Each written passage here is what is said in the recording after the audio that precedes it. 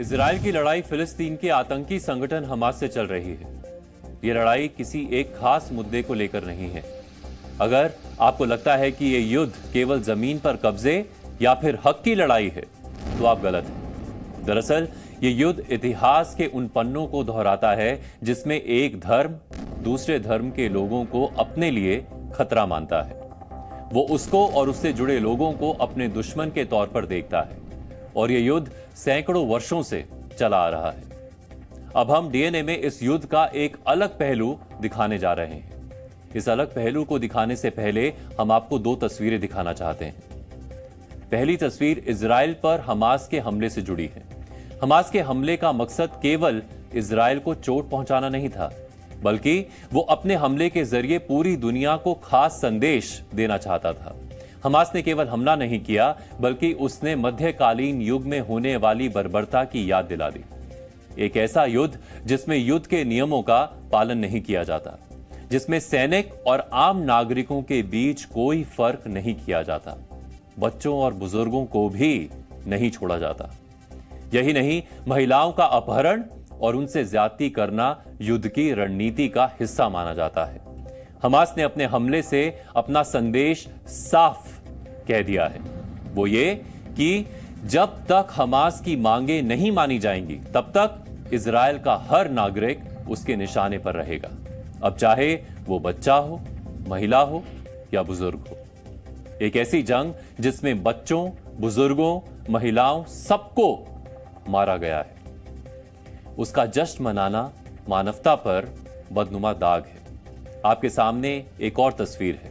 ये तस्वीर उन देशों और उन लोगों की है जो हमास के हमले का और इजराइल के लोगों के मारे जाने का जश्न मना रहे हैं। दुनिया का कोई भी देश वैसे तो आतंकवादी हमलों को गलत कहता आया है। यह भी कहा जाता रहा है कि आतंक का कोई धर्म नहीं होता, लेकिन इस्लामिक आतंकी संगठन हमास का हमला एक यहूदी देश इजराइल पर हुआ था। शायद इसीलिए कई इस्लामिक देश और उनके नागरिकों ने इसका जश्न मनाया। इसमें ईरान, लेबनान का हिजबुल्ला, अफगानिस्तान का तालिबान और यही नहीं, भारत में मौजूद एक विशेष वर्ग भी बहुत खुश लगता है। बीते शनिवार को हमास ने एक साथ हजारों रॉकेट इजराइल पर दागे थे। इजराइल के डिफेंस सिस्टम आयरन डोम की भी एक क्षमता है, इसीलिए इस हमले में इजराइल को काफी नुकसान हुआ। यही नहीं, हमास के आतंकियों ने इस बार जमीनी हमला भी किया था। उसके आतंकियों ने इजराइल के सैनिकों पर ही नहीं, बल्कि आम लोगों को अपना बर्बर चेहरा दिखाया। इस हमले में जितने भी लोग मारे गए, उसमें यहूदी, ईसाई और हिंदू धर्म के लोग थे। हम इस युद्ध को धर्म के चश्मे से नहीं देख रहे, बल्कि हम आपको वो बता रहे हैं जो हुआ है। हमास के इस हमले में उसने इजराइल के लोगों को ही टारगेट नहीं किया, बल्कि उसने यूके, जर्मनी, नेपाल, अमेरिका और थाईलैंड जैसे देशों के लोगों को भी टारगेट किया। बहुत से लोग ये कह सकते हैं कि हमास ने इजराइल में मौजूद लोगों को टारगेट किया, इसमें विदेशी भी थे। लेकिन यहां हम आपको बताना चाहते हैं, हमास ने लोगों को केवल मारा नहीं है, बल्कि कई देशों के लोगों का अपहरण भी किया है। अमेरिका के 4 लोगों को मार दिया गया, यूक्रेन के 2 लोगों को अगवा कर लिया गया, फ्रांस के एक शख्स को अगवा किया गया, जर्मनी के कई नागरिक अगवा कर लिए गए, नेपाल के 10 नागरिकों को पहले अगवा किया गया, फिर मार दिया गया। क्या हमास को यह नहीं पता चला होगा कि कौन इजरायली है और कौन विदेशी? अब हम आपको यह बताते हैं कि हमास ने अचानक से हमला क्यों किया और हमले के लिए उसने एक विशेष तारीख ही क्यों चुनी। इस्लामिक आतंकी संगठन हमास के बर्बर हमले के 3 मुख्य कारण हैं। पहला, धार्मिक वजह, दूसरा, रणनीतिक वजह, तीसरा, कूटनीतिक वजह। हमास ने इजराइल पर किए हमले को एक औपचारिक नाम दिया था। इस हमले को नाम दिया गया है ऑपरेशन अल अक्सा फ्लड। हमास का कहना है कि इजराइल की सेना ने अल अक्सा मस्जिद, जिसे इस्लाम का तीसरा सबसे पवित्र और महत्वपूर्ण स्थान माना जाता है, उसे अपवित्र कर दिया है। हमास के इस हमले की सबसे महत्वपूर्ण वजह यही बताई गई है। यानी एक तरह से देखा जाए तो ये जंग हक की लड़ाई से ज्यादा मस्जिद की पवित्रता और अपवित्रता से जुड़ी हुई है। हमास ने ऐसा करके अपने इस बर्बर हमले को धार्मिक लड़ाई का चोला पहना दिया ताकि पूरा मुस्लिम जगत उसके तथाकथित गुड कॉज का समर्थन करे। इसी तरह हमास ने अपने हमले के लिए एक खास दिन चुना था, 7 अक्टूबर। 7 अक्टूबर पूरी दुनिया के यहूदी समुदाय का एक पवित्र धार्मिक त्योहार माना जाता है। इस त्योहार को सिमाहत तोरा कहा जाता है। हमास ने यहूदियों के पवित्र त्योहार धार्मिक वजहों से चुना था ताकि यह हमला यहूदी समुदाय को कई वर्षों तक याद रहे। इजराइल के राष्ट्रीय त्योहार पर हमला करना एक रणनीतिक चाल भी थी। दरअसल सिमाहत तोरा त्योहार के दिन इजराइल के ज्यादातर सैनिक अपने परिवार के पास होते हैं, छुट्टियां मना रहे होते हैं। इसीलिए हमास ने इस दिन हमला करने की योजना बनाई। यही नहीं, 7 अक्टूबर 2023 वो दिन भी है जब वर्ष 1973 के युद्ध को 50 साल पूरे हो रहे थे। इस विशेष दिन को चुनकर हमास ने पूरी दुनिया को यह संदेश दिया है कि वर्ष 1973 का युद्ध जिन वजहों से लड़ा गया था, आज भी वो मुद्दे बने हुए हैं। वर्ष 1973 में यहूदियों के सबसे बड़े त्योहार यौम किपुर के मौके पर हमला किया गया था।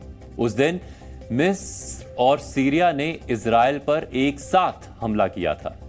वर्ष 1973 में किया गया यह हमला वर्ष 1967 में हुए युद्ध के बाद जमीन के कब्जे की लड़ाई थी। वर्ष 1967 में इजराइल ने अरब देशों के समूह को युद्ध में हरा दिया था। उसने मिस्र के शेनाई पेनिनसुला, सीरिया के गोलन हाइट्स और जॉर्डन द्वारा नियंत्रित वेस्ट बैंक को जीत लिया था। इस जमीन को छुड़वाने के लिए ही मिस्र और सीरिया ने इजराइल पर हमला किया था।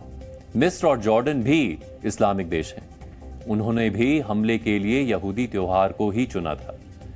हमास इस बात से भी परेशान था कि पिछले कुछ समय से कई अरब देशों ने इजराइल के साथ ऐतिहासिक समझौते किए हैं, यानी इजराइल के अरब देशों के साथ संबंध पिछले कुछ समय से मजबूत होते जा रहे थे।